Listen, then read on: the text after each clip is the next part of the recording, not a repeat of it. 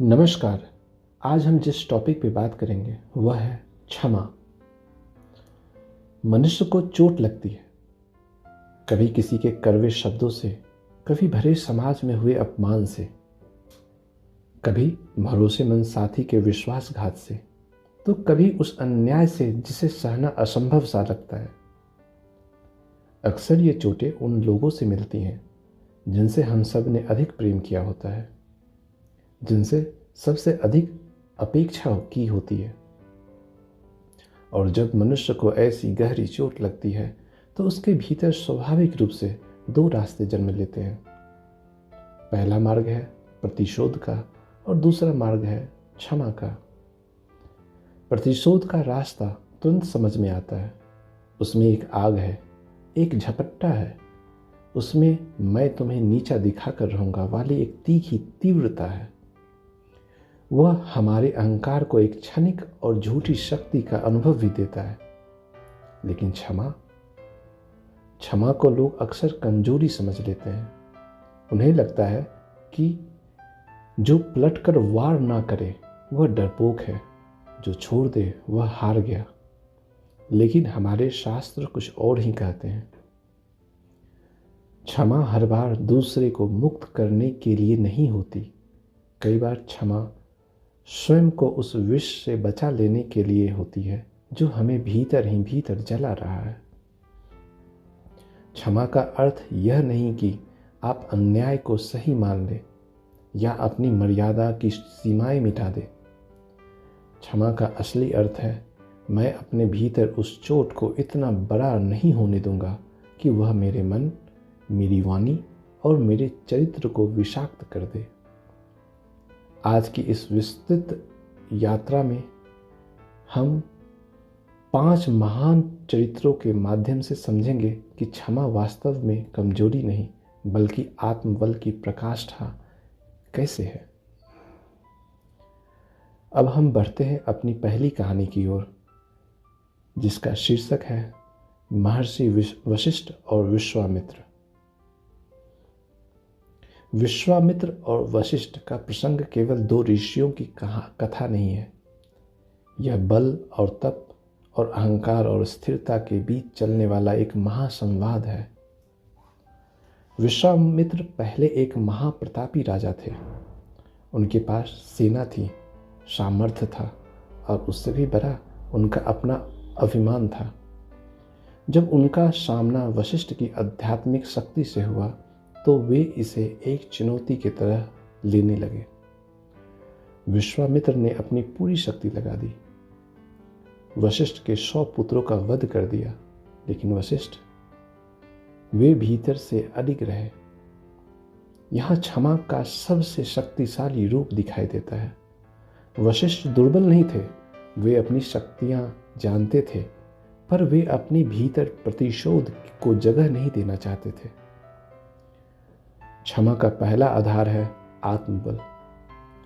जो व्यक्ति स्वयं भीतर से डगमगाया हुआ हो वह कभी क्षमा नहीं कर सकता।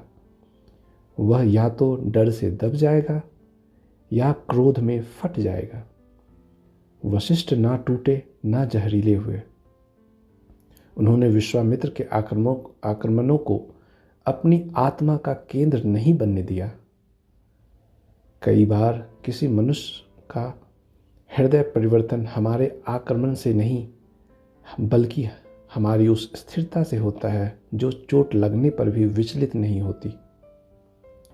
वशिष्ठ का पाठ हमें सिखाता है कि मैं तुम्हारे अहंकार के कारण अपनी शांति का सौदा नहीं करूंगा।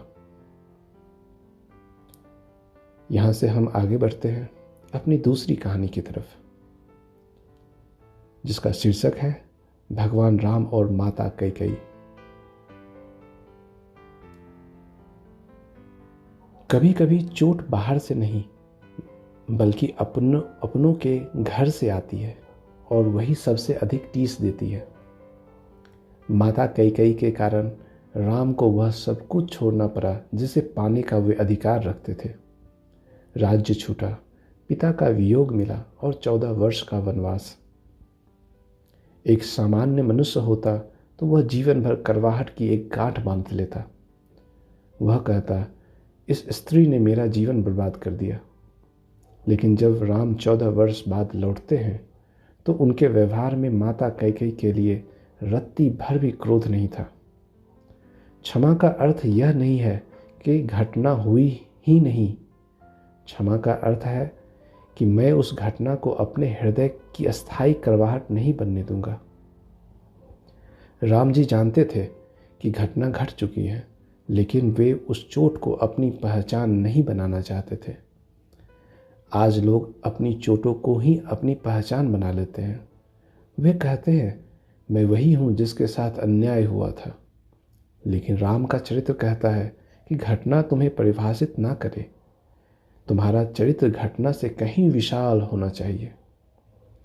जो घर की आग को वंशागुणत विष नहीं बनने देता, वही वास्तव में मर्यादा का पात्र है। इसलिए हम भगवान श्री राम को मर्यादा पुरुषोत्तम राम कहते हैं। अब आइए चलते हैं हमारी तीसरी कहानी की ओर, जिसका शीर्षक है युधिष्ठिर और धृतराष्ट्र, शोक के भीतर छिपी करुणा। महाभारत का वह दृश्य याद कीजिए जहां कुरुक्षेत्र के मैदान शवों से भरा है। युद्ध समाप्त हो चुका है। युधिष्ठिर ने भी सब कुछ खोया है, लेकिन उनके सामने धृतराष्ट्र खड़े हैं, अपने 100 पुत्रों के वियोग में टूटे हुए। साधारण मनुष्य क्या करता? वह धृतराष्ट्र को ताने देता, कहता कि यह तुम्हारे ही कर्मों का फल है। लेकिन युधिष्ठिर ऐसा नहीं करते। वे अपने दुख के भीतर भी धृतराष्ट्र की पीड़ा को देख पाते हैं। सच्ची क्षमा वहीं शुरू होता है जहां मनुष्य केवल अपना घाव नहीं गिनता, बल्कि सामने वाले का टूटा हुआ मन भी देख लेता है। जब हम केवल अपराध देखते हैं तो क्षमा असंभव लगती है, लेकिन जब अपराधी के पीछे का टूटा हुआ मनुष्य दिखाई देने लगता है, तब करुणा का द्वार खुलता है। युधिष्ठिर ने धृतराष्ट्र को केवल एक दोषी की तरह नहीं, बल्कि एक शोकग्रस्त पिता की तरह देखा। यही वह दृष्टि है जो क्षमा को एक दिव्य गुण बना देती है। अब हम प्रवेश करते हैं अपनी चौथी कहानी में, जिसका शीर्षक है प्रहलाद और हिरण्यकश्यपु, अपनी प्रकृति की रक्षा। हिरण्यकश्यपु ने अपने ही पुत्र प्रहलाद के साथ जो क्रूरता की, वह सुनकर भी रोंगटे खड़े हो जाते हैं।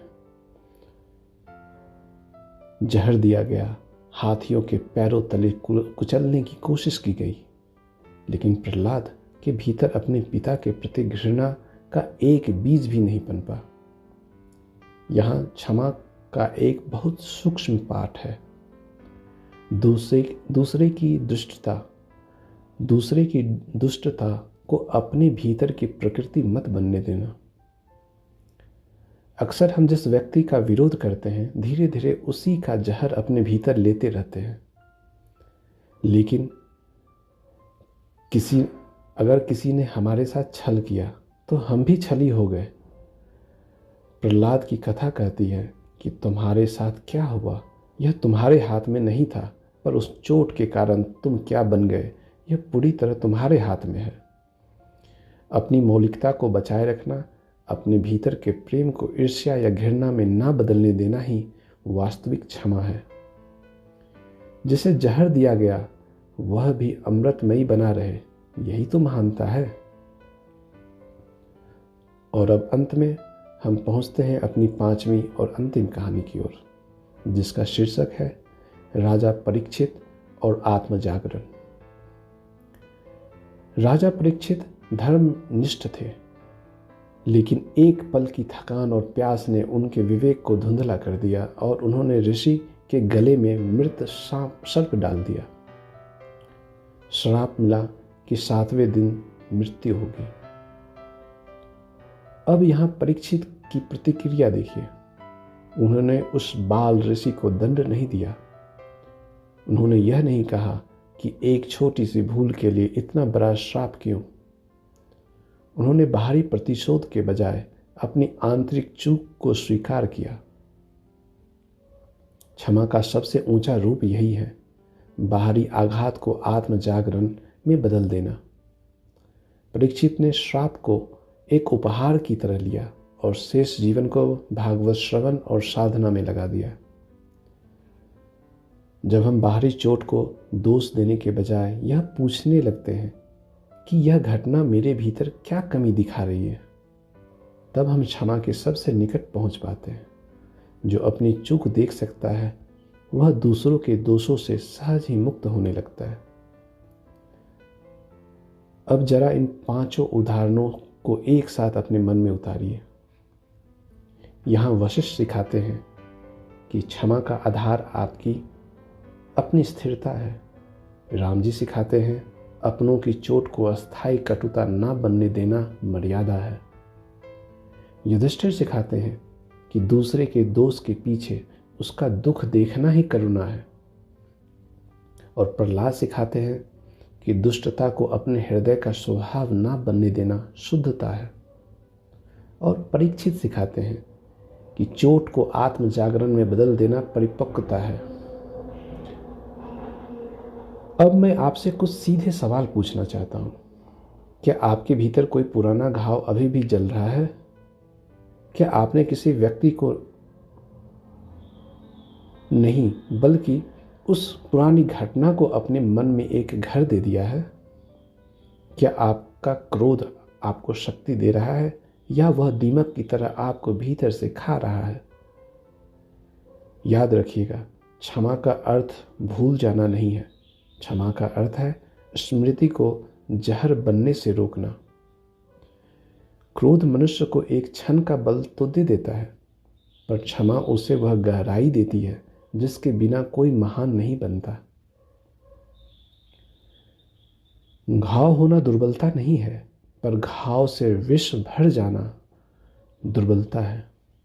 आंसू आना कमजोरी नहीं है, पर आंसू के बाद पत्थर हो जाना हानि है। क्षमा वही है जहां मनुष्य कहे, मुझे चोट लगी है पर मैं जहरीला नहीं बनूंगा, मैं टूटा हूं पर मैं तुच्छ नहीं बनूंगा। इसलिए आज अपने आप से पूछिए, उसने मेरे साथ क्या किया? वह कहानी अब पुरानी हो गई। अब मैं इस चोट के साथ क्या करूंगा? प्रतिशोध जो मुझे उसी की तरह बना देगा, या क्षमा जो मुझे एक नई गहराई देगी? क्योंकि अंततः जो क्षमा कर सकता है वही अपने भीतर सबसे अधिक स्वतंत्र हो सकता है। धन्यवाद।